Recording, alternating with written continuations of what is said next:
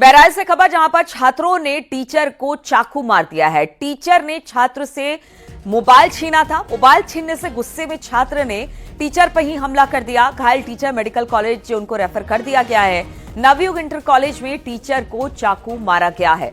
तो सिर्फ बात इतनी थी कि एक छात्र से मोबाइल छीना गया था। टीचर ने छात्र से मोबाइल छीना, इसी से गुस्से से उसने टीचर पर हमला कर दिया।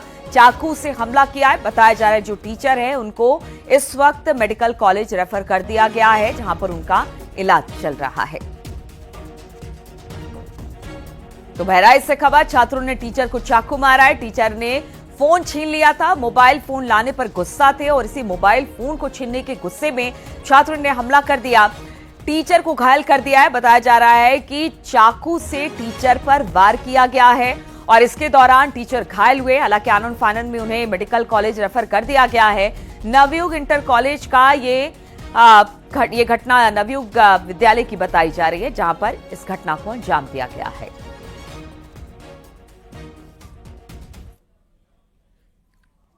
और सहारनपुर में निकाह के दौरान प्रेमिका ने पहुंचकर काफी हंगामा खड़ा किया। लड़की ने दूल्हे को अपना प्रेमी बताया। इसके बाद तो निकाह में अड़चन आ गई और पुलिस तक मामला पहुंच गया। दिया है, फिर भी इधर आके निकाह कर दिया और बहुत ज्यादा लड़की को दिखने लगे। सहारनपुर में निकाह से पहले खुद को दूल्हे की प्रेमिका बताकर इस लड़की ने हंगामा कर दिया। भी गिरा दिया है, फिर भी इधर आके निकाह कर दिया और बहुत ज्यादा लड़की को दिखने लगे। इसके बाद तो मौके पर हड़कंप मच गया। दूल्हा और दुल्हन पक्ष वाले लड़की के आरोपों के बाद सन्न रह गए। लड़की केरल से सहारनपुर निकाह रुकवाने पहुंची थी। मेरे साथ बात किया था और मेरे इसने उसका भाभी को भी, शरणपुर रहने वाली भाभी को भी, सबको भी रिश्ता लेके मेरे घर में आए थे। इसकी पूरी घर वाली भाभी कौन सी मेरी? समा। हाँ, और उसका हस्बैंड वो सब क्या साल हो गया हमारा उसका हस्बैंड बात बना। वो तो तुम 2018 से मेरे घर पे नहीं आ रहा है। 2000 निकाह मेरा कब हुआ तेरे साथ? 2021 निकाह कब हुआ मेरा तेरे साथ? 2021 में हुआ। हाँ, कहाँ निकाह का पेपर कहाँ तुमने लेके गया? मैं कहाँ लेके गया? उसे मुझे गुलबर से मुझे सबको पता है ना ये बात। गुलबर आ रहा, गुलबर को हाँ, उसको आने दे। तो पहले आप आपस में बात करें। दरअसल बिहारीगढ़ के शेरपुर गांव से बारात लेकर दूल्हा दिलबहार गागल हेड़ी पहुंचा था, लेकिन तभी ये लड़की वहां आ पहुंची। शादी समारोह में फोटो दिखाते हुए अपनी प्रेम कहानी सुनाई तो सबके होश उड़ गए। उसने बताया कि दूल्हे के साथ उसके कई सालों से संबंध है। वो केरल में रहकर फर्नीचर का काम करता था। उसने उससे शादी का वादा किया था, लेकिन वो मुकर गया। लड़की पक्ष वाले भी लड़की को समझाने की कोशिश करते दिखे। कोई गलत बात नहीं होगी ना आगे ना किसी के भी। अगर निकाह हुआ है तो आप इनके साथ जाओगे, वो टेंशन फ्री रहो। हम निकाह नहीं देंगे अपनी लड़की का। अब तो देने की नहीं, हम तो देने की नहीं अपनी का किसी भी तरीके से, क्योंकि हमारी फैसला करने आपकी मर्जी, आप इनके साथ करिए या ना करिए। वहाँ से युवक के घर परिवार शादी के लिए गागलहेड़ी आते हैं, तो एक महिला केरल से जो आती है वो बताती है कि उसी युवक के साथ वो 7 सालों से रिलेशनशिप में थी केरला में, और ये तथ्य छिपाते हुए वो दूसरी शादी कर रहा है। जब वहाँ पे स्थानीय पुलिस पहुंचती है तो बीच अगलाव किया जाता है। तीनों ही पक्षों को समझाया जाता है। खुद को प्रेमिका बताने वाली लड़की शादी की जिद पर अड़ी रही। उसने ये भी बताया कि 30 नवंबर को केरल में दूल्हे के खिलाफ शिकायत दर्ज करा चुका है। मामला बिगड़ता देख दुल्हन के पिता और रिश्तेदारों ने दूल्हे और उसके पिता को पुलिस के हवाले कर दिया और बारातियों को वापस भेज दिया। इस तरह निकाह भी नहीं हुआ। सहारनपुर से न्यूज़ 18 के लिए देवेश त्यागी की रिपोर्ट। और राजस्थान में एक शख्स लुटेरी दुल्हन का शिकार हो गया। वो शादी के लिए काशी पहुंचा। दुल्हन से उसके साथ साथ फेरे भी लिए, लेकिन जब राजस्थान वापस लौटने की बात हुई तो दुल्हन गायब हो गई। पीड़ित से 1,17,000 की ठगी भी हुई।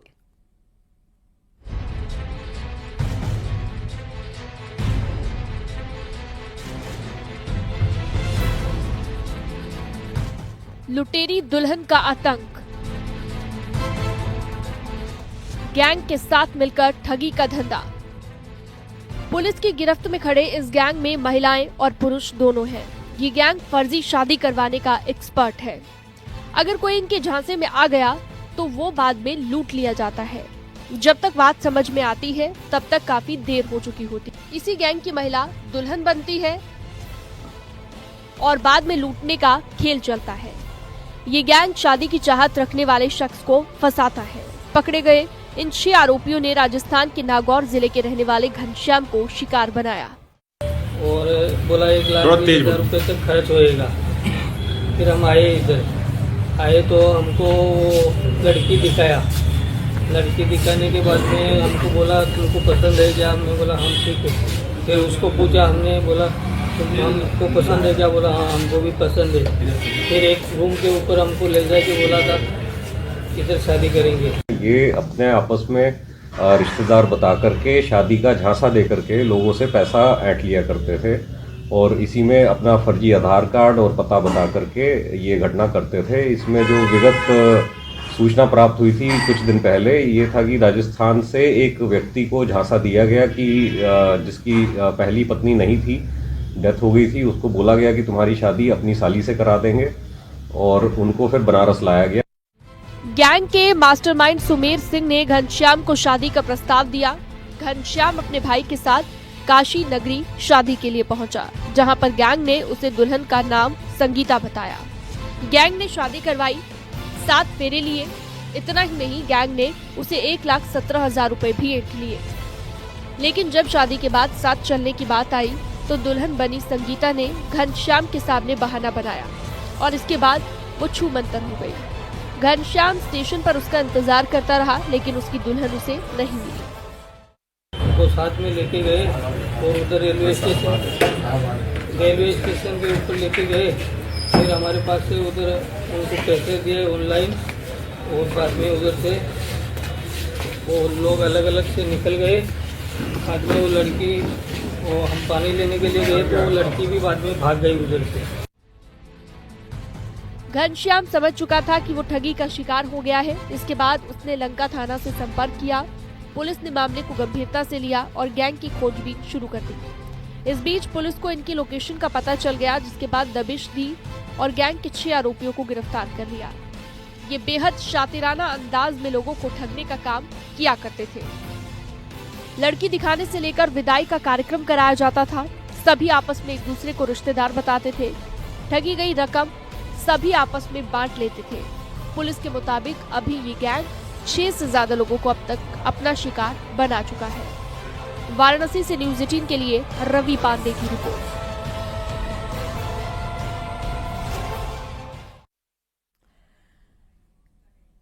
ग्रेटर नोएडा से खबर, जहां पर नशा मुक्ति केंद्र में मर्डर हुआ है। लड़के की चाकुओं से गोदकर हत्या कर दी गई। पुलिस ने 2 लोगों को इसमें हिरासत में लिया गया है।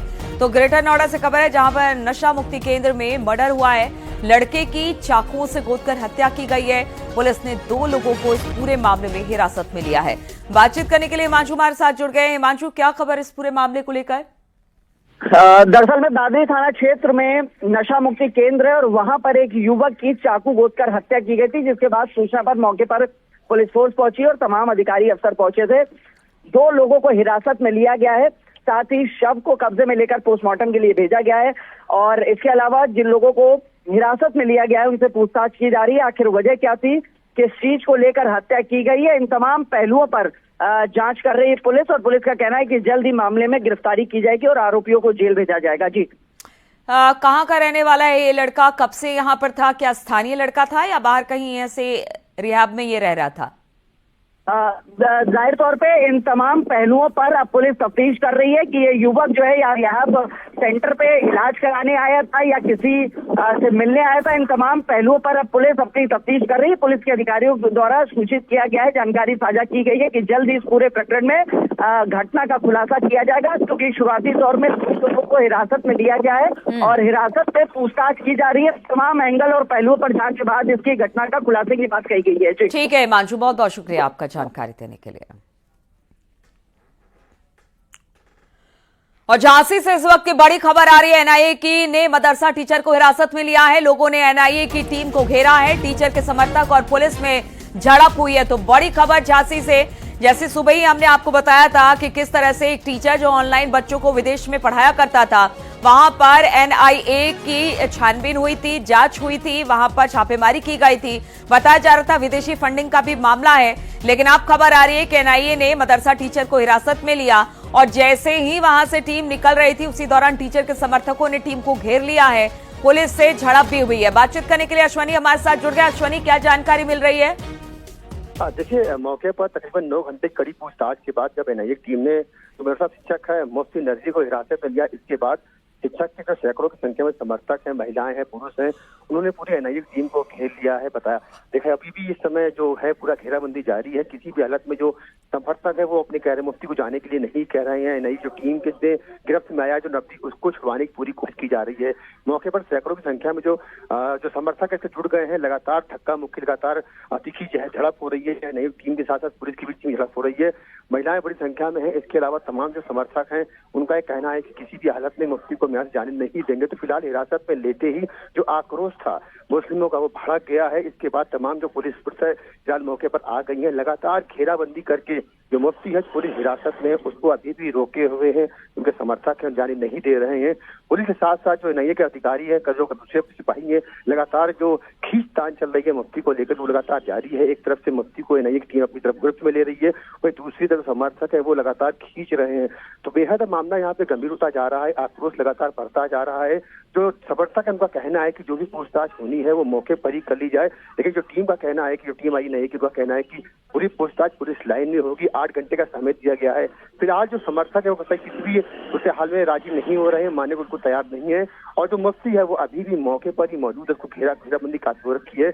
सैकड़ों संख्या में जो समर्थक है उन्होंने पकड़ रखा है। दूसरी तरफ भारी संख्या में जो पुलिस फोर्स है मौके पे आ गया। तमाम जो थाना प्रभारी हैं वो भी आ गए हैं। आप पुलिस अधिकारी, बड़े बड़े अधिकारी अगर मौके पे आ जाएंगे तो कहीं ना कहीं जो मामला है वो थोड़ा बढ़ने से बच सकता है। जिसके हालात हैं वो हालात काफी आक्रोशित लोग हैं। जो लोग हैं, युवा, खासतौर से युवा काफी आक्रोशित है। मुफ्ती को अपने साथ ले जाने में जिस तरीके से दिखी जा रही है नई टीम अभी तरफ खींच रही मुफ्ती को। ठीक है, वहां पर मुफ्ती को ले जाने की कोशिश के दौरान भीड़ बहुत ज्यादा लग गई है। अगर इस मदरसा टीचर की बात की जाए तो क्या घर में ही मदरसा चलाया करता था, कहीं और चलाया करता था? किस तरह के इनपुट्स मिले जिसके बाद एनआईए की टीम ने छापेमारी की? देखिए, जानकारी के मुताबिक जो जानकारी उसका मतलब कि इसका जो घर यही मदरसा चलता था। ये जो शिक्षा का ये ऑनलाइन जो देता था, ट्रेनिंग देता था बच्चों को। इसका ये कहना है कि उसकी जो ट्रेनिंग चलती है ऑनलाइन कई जो इस्लामिक देश है उसमें चलती है। इसके अलावा इंग्लैंड में चलती है। इसके अलावा तमाम जो ऐसे बच्चे जो इंडिया में भी रहते हैं उनको ये ऑनलाइन ट्रेनिंग देता है। ये पिछले 7-8 साल से लगातार ट्रेनिंग दे रहा था। कुछ इनपुट जरूर मिले हैं नई टीम को। इसके बाद ही जो टीम है सुबह 2 बजे के आसपास तड़के आकर घर में छापेमारी करती है। इसके बाद से लगातार 9 घंटे तक जो टीम है वो उसके जो मुफ्ती है उसके घर में ही रहती है। अब जब उसको हिरासत में ले लिया गया है, इसके बाद अचानक से जिस तरीके से हुजूम उमड़ पड़ा छुड़वाने के लिए नदवी को, मुफ्ती नदवी को, इसके अलावा जो टीम अपनी गिरफ्त में लेने के लिए जुटी हुई है, तो ये कहीं ना कहीं थोड़ा सा मामला संजीदा बन जाता है। ऐसे में अब क्या क्या अहम जानकारियां जो घर है वहां जुटाई है नई टीम ने, इसके अलावा क्या ऐसे महत्वपूर्ण कागजात मिले हैं, तमाम किताबें भी जो बताई जा रही हैं मिली है घर से। इसके अलावा किस तरह की जो तालीम दे रहा था ये ऑनलाइन बच्चों को, ये सब फिलहाल जांच का विषय है। और जांच में कहीं ना कहीं 9 घंटे की जो जांच हुई है इसके बाद कहीं ना कहीं कुछ महत्वपूर्ण इनपुट जरूर मिले हैं। जी ठीक है, तो अब जब एनआईए की टीम इसे ले जाने लगी तो वहां पर हंगामा खड़ा हो गया। लोगों ने रोकने की कोशिश की। हालांकि भारी तादाद में इस वक्त पुलिस फोर्स की भी तैनाती वहां पर कर दी गई है। इस खबर पर लगातार हमारी नजर बनी रहेगी। बहुत बहुत शुक्रिया अश्वनी आपका तमाम जानकारी हम तक पहुंचाने।